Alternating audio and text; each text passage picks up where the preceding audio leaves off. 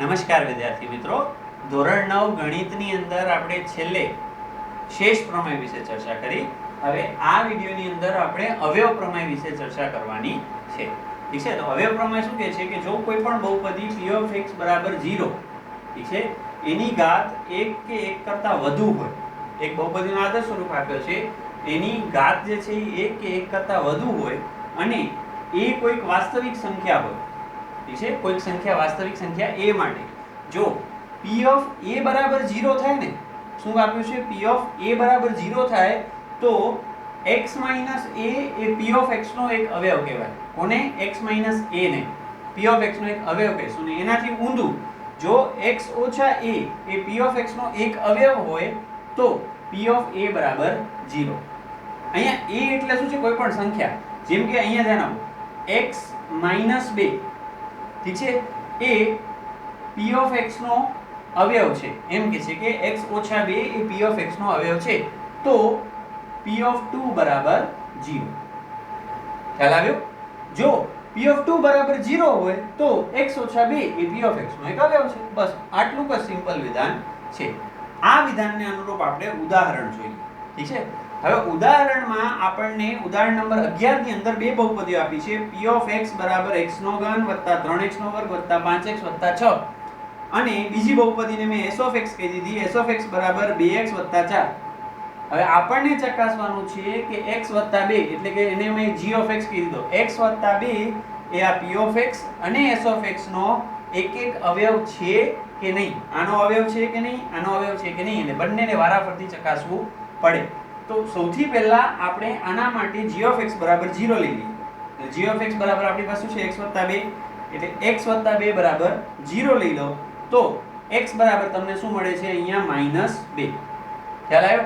હવે આપણે p of -2 શોધવાનું, અહીંયા જેમ કરતા હતા એમ જ અહીંયા કને p of -2 શોધીશું. જો p of -2 આપણને 0 મળે છે તો અવયવ છે, જો 0 નથી મળતું તો અવયવ નથી. એટલે અહીંયા આગળ p of -2 શોધીએ તો -2 નો ઘન વત્તા 3 ગુણ્યા -2 નો વર્ગ, આપણે p of x માં કિંમત મૂકીએ છીએ, વત્તા 5 ગુણ્યા -2 વત્તા 6. ચલો -2 નો ઘન -8, -2 નો વર્ગ 4, 4 તેરીને 12, 5 દુને 10, -10 ને વત્તા 6. ચલો -8 અને -10 એટલે કેટલા થયા? -18, અને વત્તા 12 ને વત્તા 6, 12 ને 6 18, 18 ને 18 કેન્સલ એટલે કેટલો આવ્યો જવાબ? 0. એટલે અહીંયા જે છે એ g of x જે છે એ p of x નો એક અવયવ છે. બીજી બહુપદી s of x માટે s of -2 લઈ લઈએ તો s of x શું છે? 2x 4 એટલે 2 ગુણ્યા -2 વત્તા 4, ઠીક છે, તો 2 દુને 4 એટલે -4 + 4, -4 + 4 કેન્સલ એટલે 0. તો આના માટે પણ g of x એક અવયવ છે. ઠીક છે, અહીંયા 0 મળે છે એટલે એક અવયવ છે, 0 ન મળતો હોય તો અવયવ નથી. ઉદાહરણ નંબર 12 શું કહે છે કે g of x બરાબર x ઓછા 1. અહીંયા એમ કીધું જ છે કે x ઓછા 1 એ 4x નો ઘન વત્તા 3x નો વર્ગ ઓછા 4x વત્તા k નો એક અવયવ છે. આ જે બહુપદી જે છે એ આનો એક અવયવ છે તો k ની કિંમત શોધો. ઠીક છે, એક અવયવ હોય તો g of x બરાબર 0 લઈ લઈએ, એટલે કે x ઓછા 1 બરાબર 0 લઈ લઈએ, એટલે કે x બરાબર 1. હવે અહીંયા x ઓછા 1 એનો અવયવ છે એટલે p of 1 જે છે એનું શું થાય છે? 0 થાય છે. કેમ? આ વિધાન જો x ઓછા a p of x નો એક અવયવ હોય તો p of a બરાબર 0. ઠીક છે, એટલે p of 1 બરાબર સીધો શું આવી ગયો? 0. જ્યાં x છે ત્યાં 1 મૂકી દો એટલે 4 ગુણ્યા 1 નો ઘન વત્તા 3 ગુણ્યા 1 નો ઘન ઓછા 4 ગુણ્યા 1 વત્તા k બરાબર 0. ચલો ગણતરી કરીએ. 1 નો ઘન 1, 4 એકા 4, 3 ગુણ્યા 1 નો વર્ગ 1 એટલે 3 એકા 3, 4 એકા 4 માઈનસ વત્તા k, વત્તા 4 ઓછા 4 કેન્સલ એટલે 3 વત્તા k બરાબર 0. એટલે k 3 ને જમણી બાજુએ લઈ જઈએ એટલે k બરાબર -3 મળે છે. હવે ઉદાહરણ નંબર 13 જોઈએ. ઉદાહરણ નંબર 13 માં આપણને શું કહ્યું છે કે બહુપદી આપી છે p of x બરાબર 6x નો વર્ગ વત્તા 17x વત્તા 5. હવે આના બે અવયવો મધ્યમ પદનું વિભાજન કરીને અને અવયવ પ્રમેયની મદદથી શોધવાના છે. બે રીતે શોધવાના છે. પહેલા આપણે મધ્યમ પદનું વિભાજન આપણે પ્રાઇમરીમાં પણ શીખ્યું છે, છતાંય આપણે બહુ જ સહેલી રીત છે, એકવાર ફરીથી કરી લઈએ. મધ્યમ પદના વિભાજન માટે શું કરીએ આપણે? તો કે પહેલો અને છેલ્લો પદ એનો ગુણાકાર, ઠીક છે? એટલે 6 પંચાને 30. હવે 30 ના એવા બે અવયવ, કેટલા અવયવ જોઈએ છે? 2. 30 ના એવા બે અવયવ પાડો કે આ નિશાની શું છે? પ્લસ ની, એટલે સરવાળો કરતા 30 ના એવા બે અવયવ પાડો કે સરવાળો કરતા 17 આવે, ઠીક છે? હવે 30 ના અવયવ કયા કયા પડે? તો જો 30 એકા 30, બીજા પડે 15 દુ 30, ઠીક છે? અને 10 તેરી 30, 6 પંચા 30, ઠીક છે? આટલા અવયવ પડે છે. આમાંથી કયા બે અવયવોનો સરવાળો 17 થાય છે? તો જો 30 ને 1 આનો સરવાળો તો શક્ય નથી, 10 ને 3 એનો સરવાળો શક્ય નથી, 6 ને 5 એનો સરવાળો પણ શક્ય નથી. એટલે કયા બે અવયવ મળે? 15 અને 2. તો આ જે મધ્યમ પદ છે ને એનો વિભાજન કરીએ છીએ, માટે એને મધ્યમ પદનું વિભાજન કહેવાય છે. તો આપણે મધ્યમ પદ 17 ને આપણે કયા સ્વરૂપે લખી દઈએ? તો કે 15x + 2x સ્વરૂપે લખી દીધા, ઠીક છે? તો 6x નો વર્ગ + 15x + 2x + 5. હવે જો આ પહેલા બે પદો છે એમાંથી શું કોમન નીકળશે? તો જો 6 અને 15 એ બંનેમાંથી 3 કોમન નીકળે છે, 3, અને બીજું નીકળે છે x, એટલે 3x કોમન કાઢ્યા તો અહીંયા શું વધશે? 3 દુ ને 6 એટલે 2x, 3 પંચા ને 15 એટલે ખાલી 5, કેમ કે x તો ઓલરેડી નીકળી ગયો છે. 2x + 5 માંથી આપણે 1 કોમન કાઢ્યો એટલે કૌંસમાં વધ્યો 2x + 5. આ બંને કૌંસની અંદર 2x + 5 કોમન છે એટલે 2x + 5 આપણે આગળ લખી દઈએ. બીજા બ્રેકેટની અંદર 3x + 1. બીજા બ્રેકેટની અંદર આપણે શું લખ્યું? તો કે 3x + 1. આ બે આપણને અવયવો મળે છે, ઠીક છે વિદ્યાર્થી મિત્રો? આ મધ્યમ પદનું વિભાજનની રીત થઈ. હવે ખાસ ધ્યાન આપજો, આપણે અવયવ પ્રમેયની મદદથી ચેક કરવાનું છે. કેની મદદથી ચેક કરવાનું છે? અવયવ પ્રમેયની. હવે અવયવ પ્રમેયની મદદથી જ્યારે પણ ચેક કરીએ ત્યારે જ્યારે આવું કોઈ સ્વરૂપ હોય કે જેમાં એનામાં આની સાથે x² ની સાથે કોઈક સંખ્યા ગુણાયેલી હોય તો એને એના આદર સ્વરૂપ, કેમ તો કે આપણે x² સાથે 1 હોવું જોઈએ. શું હોવું જોઈએ? 1. કોઈ ગુણાયેલું ના હોય એટલે આપણે એને એ સ્વરૂપમાં ફેરવવા માટે આ બધામાંથી 6 કોમન કાઢવા પડે, ઠીક છે? એને આ સ્વરૂપમાં લઈ આવવાનું. x² + 6 કોમન કાઢવું એટલે 17/6 + 5/6. એટલે હવે આ આપણને એક નવી બહુપદી મળી p'(x), ઠીક છે? અથવા તો હું એને p(x) જ કહીશ. નવું p(x) મળ્યું કે 6 * p'(x). આ આખી નવી મળી. જ્યાં p(x) જે છે એ શું છે? આપણી આ જે નવી p(x) મળે છે એ આપણી શું છે? x² + 17/6x + 5/6. હવે આને આપણે કયા સ્વરૂપે લખી શકીએ? તો આને આપણે x - a × x - b, a અને b એના બે અવયવો છે એ સ્વરૂપે લખી દઈએ. તો x - a અને x - b એ સ્વરૂપના બે અવયવો સ્વરૂપે લખી દઈએ, ઠીક છે? જો આને p(x) ને લખાતું હોય તો આનો ગુણાકાર કરીએ તો x², આ x ને ગુણે એટલે x², પછી a x ને ગુણે એટલે -ax, પછી x b ને ગુણે એટલે -bx, અને a b ને ગુણે એટલે a × b એટલે +ab. તો જો આને સાદુરૂપ આપો, આ બંનેમાંથી માઈનસ અને x બંને કોમન કાઢું તો x² આ -a + bx = ab. આ સ્વરૂપનું થયું ને?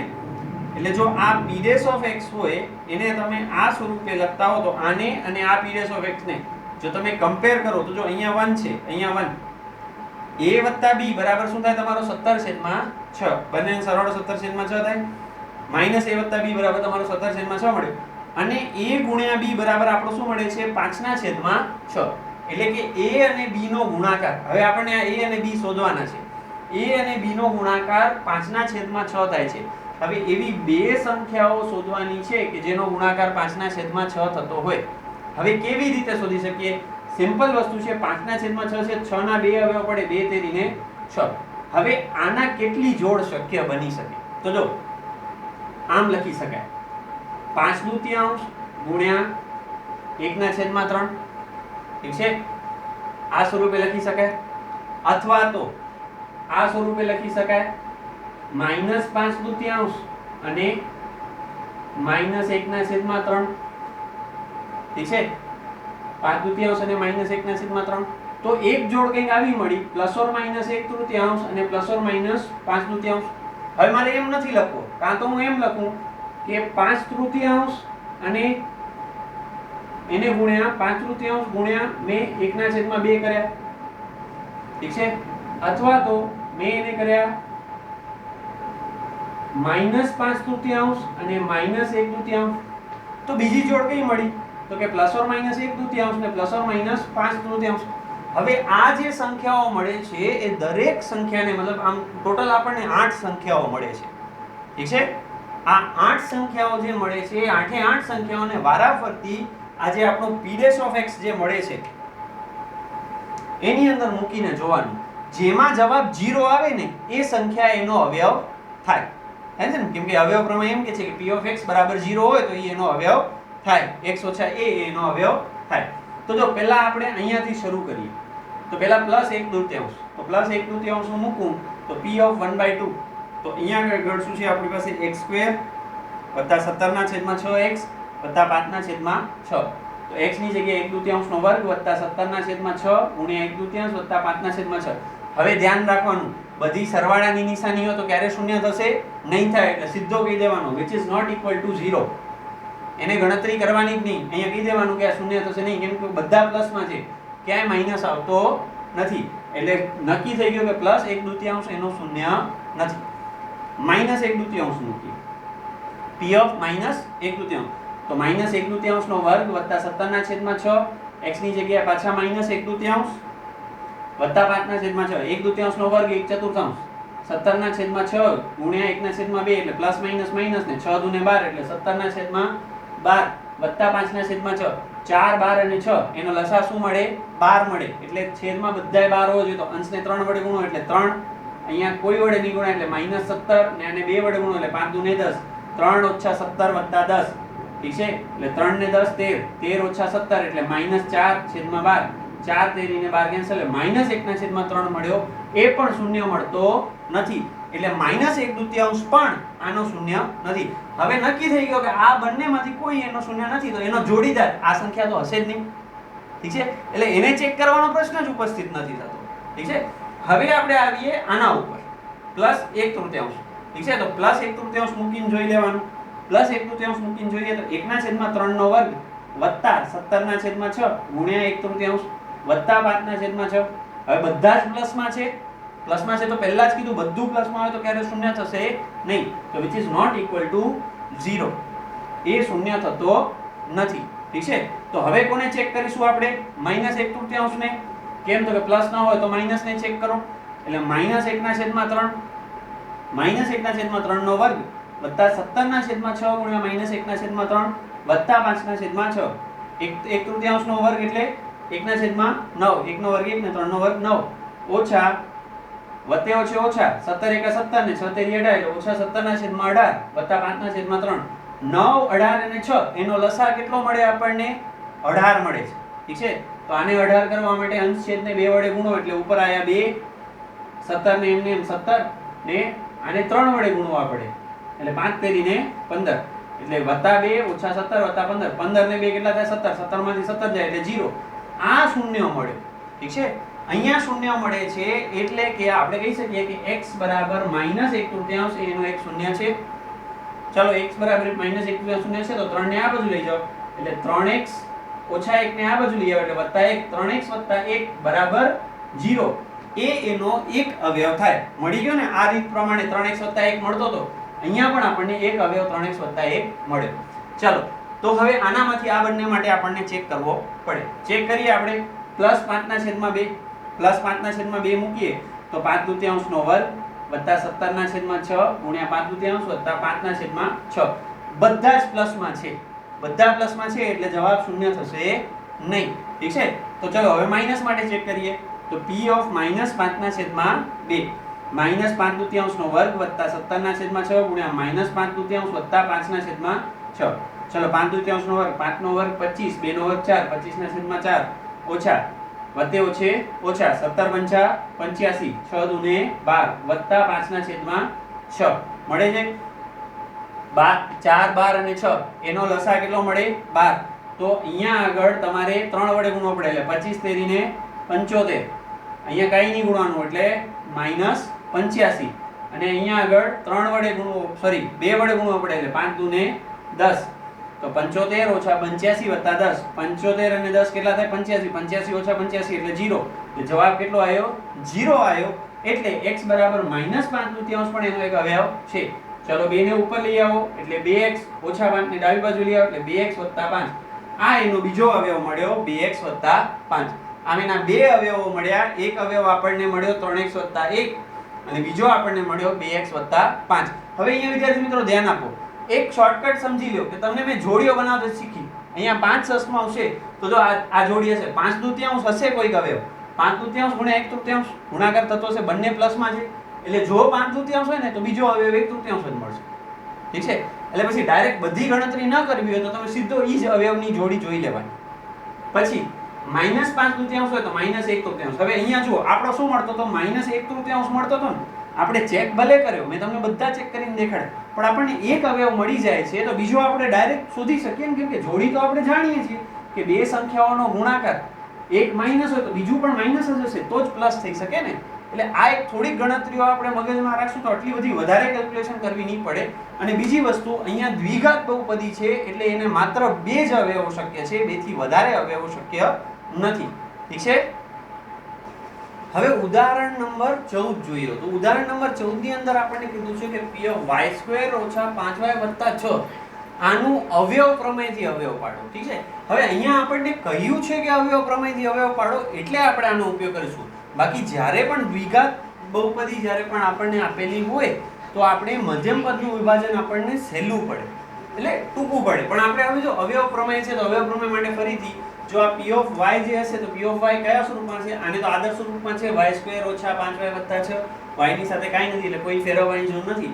આના બે અવયવો કયા હશે? કાં તો y ઓછા a ને કાં તો y ઓછા b. જો ગુણાકાર કરી દઈએ તો y² ઓછા a + by વત્તા ab. જો આને કમ્પેર કરીએ તો a ગુણ્યા b બરાબર આપણને કેટલા મળે? 6. ઠીક છે. તો 6 ના અવયવો કયા કયા પડે? ઠીક છે. 6 ના અવયવો કયા કયા પડે? તો 2 તેરી 6 તો કાં તો +2 અને +3 ને કાં તો -2 ને -3. જો 6 ના અવયવો પડે 2 તેરી 6 તો કાં તો બંને પ્લસ હોય ને કાં તો બંને માઈનસ હોય અથવા તો 6 એકા 6 અવયવો કયા પડે? 6 એકા 6 તો ±6 અને કાં તો ±1. આ બધાયને આપણે વારાફરતી ચેક કરવાના રહે. પણ મેં તમને કહ્યું હતું કે આને ચેક કરવાનું, પ્લસ ને ચેક કરવાનું, +1 ને ચેક કરો. ઠીક છે. અને પછી -1 ને ચેક કરો. જો +1 હોય તો પછી તમને +6 ને ચેક કરવાનું રહે. જો -1 હોય તો -6 ને ચેક કરવાનું રહે કેમ કે બંને ગુણાકાર પ્લસ આવે છે એટલે બંનેની નિશાનીઓ કેવી હશે? સરખી. આપણે પહેલા +1 ને ચેક કરીએ તો p of 1 જ્યાં y છે ત્યાં 1 મૂકી દઈએ તો 1 નો વર્ગ ઓછા 5 ગુણ્યા 1 વત્તા 6. 1 નો વર્ગ 1 ને 5 એકા 5 ને 6. 6 ને 1 કેટલા થાય? 7. 7 ઓછા 5 એટલે 2 જે શૂન્ય મળતા નથી. વત્તા 1 શૂન્ય નથી. વત્તા 1 શૂન્ય નથી એટલે વત્તા 6 પણ નહીં હોય એટલે વત્તા 6 ને ચેક કરવાનું રહેતું નથી. હવે -1 ને ચેક કરીએ તો -1 બરાબર આપણે જોઈ લઈએ તો -1 નો વર્ગ ઓછા 5 ગુણ્યા -1 વત્તા 6. -1 નો વર્ગ 1 5 એકા 5 વત્તા 6. 6 ને 5 11 ને 12 જે શૂન્ય નથી. હવે -1 પણ એનો એક શૂન્ય નથી એટલે -6 ને પણ ચેક કરવાનો કોઈ પ્રશ્ન ઉપસ્થિત થતો નથી. એટલે આ બંને જે આપણે જોયા એ પણ આપણે ક્યાંય કહીશું કે બંને એના શૂન્યો નથી. તો નેક્સ્ટ માં આવીએ +2 ને ચેક કરીએ. ઠીક છે. આમ તો -2 ને ચેક કરવા પડે +2 બંનેને. હું પહેલા +2 લઉં છું તો +2 માટે +2 નો વર્ગ ઓછા 5 ગુણ્યા 2 વત્તા 6. 2 નો વર્ગ કેટલો થાય? 4 ઓછા 5 દુ ને 10 વત્તા 6. 6 ને 4 10 10 ઓછા 10 એટલે કેટલો મળ્યો? 0 આવે છે. એટલે y બરાબર આપણને કેટલા મળે? 2. 2 ને ડાબી બાજુ લઈ આવો તો y ઓછા 2 એનો એક શૂન્ય મળે છે એટલે કે એક અવયવ મળે છે. y ઓછા 2 એનો એક અવયવ થયો. હવે અહીંયા કને આપણો +2 શૂન્ય આવી ગયો તો 6 છે વત્તા 6 છે એટલે એનો એક અવયવ 2 હોય તો બીજો અવયવ +3 જ હોય, -3 હોય જ નહીં. અને વત્તા 2 આવી ગયો એટલે -2 ને ચેક કરવાનો પણ પ્રશ્ન ઉપસ્થિત નથી થતો. એટલે -2 ને આપણે ચેક નહીં કરીએ સીધો આપણે +3 ને ચેક કરીએ તો p of +3 બરાબર 3 નો વર્ગ ઓછા 5 ગુણ્યા 3 વત્તા 6. 3 નો વર્ગ 9 ઓછા 5 તેરી 15 વત્તા 6. 9 ને 6 15. 15 ઓછા 15 એટલે 0 આવી ગયો. 0 એટલે y બરાબર પણ આપણને કેટલા મળ્યા? 3. એટલે બીજો અવયવ શું મળ્યો? 3 ને ડાબી બાજુ લઈ આવો એટલે y ઓછા 3 બરાબર 0. તો આના બે અવયવો y² ઓછા 5y વત્તા 6 એના બે અવયવો y ઓછા 2 અને y ઓછા 3 મળે છે. ઠીક છે વિદ્યાર્થી મિત્રો. યાદ રાખો અહીંયા આગળ બધી જ કિંમતો ચેક કરવાની જરૂર ન હોય. થોડીક આપણે ટ્રાય એન્ડ એરર કરીએ એટલે આપણને તરત જ કિંમતો મળી જાય. આમ તો દેખીતી રીતે તમે આ 1 અને 6 ને ચેક ન કરો તો પણ ચાલે. સીધો 2 માં કિંમત મૂકી હોત તમે તો તમને +2 મળી જાત, તો તમારે સીધી 3 માં મૂકી દેવાની, તમને આ ગણતરીઓ ન કરવી પડે.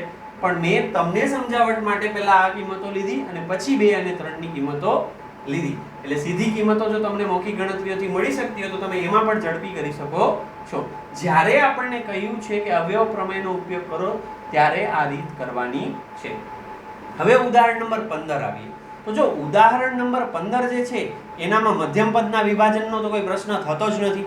એના માટે ફરજિયાત આપણે આ જે અવયવ પ્રમેય જે છે એ અવયવ પ્રમેયની રીતનો જ ઉપયોગ કરવો પડે. એટલે એના માટે શું કરવાનું તો કે આ છેલ્લી સંખ્યા જોવાની 120. હવે 120 ના અવયવો વિચારવાના. હવે 120 ના અવયવો કેટલા મળે અને એ દરેકના પ્લસ અને માઈનસ ચેક કરવા. તો બહુ લાંબી પ્રક્રિયા થઈ જાય. ઠીક છે, આમ તો ચેક કરવા પડે. તમને +1 -1 ચેક કરો એમાંથી એક અવયવ મળે ને એવી રીતે શીખાડશે કે ભાઈ અહીંયા આગળ એક અવયવને તમારે પછી સેટ કરતો આવવાનું. પણ હું તમને એના કરતા એક સહેલી મેથડ આપું છું. કાંઈ વિચારવાનું નહીં. અહીંયા ધ્યાન આપો. આપણે સીધું અવયવીકરણ કરતા શીખીએ કે અવયવ પાડતા શીખી લઈએ. હવે અહીંયા જુઓ, આપણને બહુપદી આપેલી છે x3 - 23x² + 142x - 120. ઠીક છે, અહીંયા આગળ આપણે પહેલો શું આપેલો છે x3, 1x3 છે. આનો સહગુણક શું છે 1. એક સહગુણક છે ને, એમાંથી આ એના પછીનો પદ એટલે કે આ 23x² માંથી આપણે 1x² લઈ લેશું નિશાની સાથે, એટલે -1x² આપણે લઈ લીધો. અહીંયા માઈનસ છે ને એટલે -1 લઈ લીધો. ઠીક છે, તો હવે એની પાસે કેટલા વધ્યા હશે તો વધે કેટલા 22x². તો હવે 22x² વધ્યા. હવે અહીંયા 22 વધ્યા તો એના પછીનો એટલે કે 142, એ 142 પાસેથી આપણે પાછા 22x લેશું. કેટલા લઈ લેશું 22x નિશાની સાથે, એટલે +22x લઈ લેશું. તો હવે એની પાસે કેટલા વધશે 22 લઈ લીધા એટલે કેટલા વધશે 120 વધ્યા હશે. અને છેલ્લે 120 આવી ગયા. એ આ વસ્તુ યાદ રાખવાની, આ છેલ્લા બે પદોના સહગુણકો હંમેશા સરખા થવા જોઈએ. છેલ્લા પદનો સહગુણક અને આ અચળ પદ બંને કેવા થવા જોઈએ સરખા જ થશે. ઠીક છે, હવે અહીંયા ધ્યાન રાખો. આ બે પદો છે એ બંનેમાંથી જે પણ સરખો એક કોમન કાઢો તો બંનેમાં x² સરખો છે એટલે વધે શું અહીંયા x - 1. આ બંનેમાં શું સરખો છે તો કે 22x સરખો છે. 22x કોમન કાઢી લીધા તો અંદર શું વધ્યા ઠીક છે -22x કોમન કાઢ્યા. આ નિશાની સાથે કોમન કાઢવાનું, એ પણ યાદ રાખવાનું આ નિશાની. ઠીક છે, એટલે -22x કોમન કાઢ્યા તો અંદર શું વધ્યા આ એક x વધ્યો ને અહીંયા પ્લસ હતો માઈનસ નીકળી ગયો એટલે -1 x - 1 વધ્યા.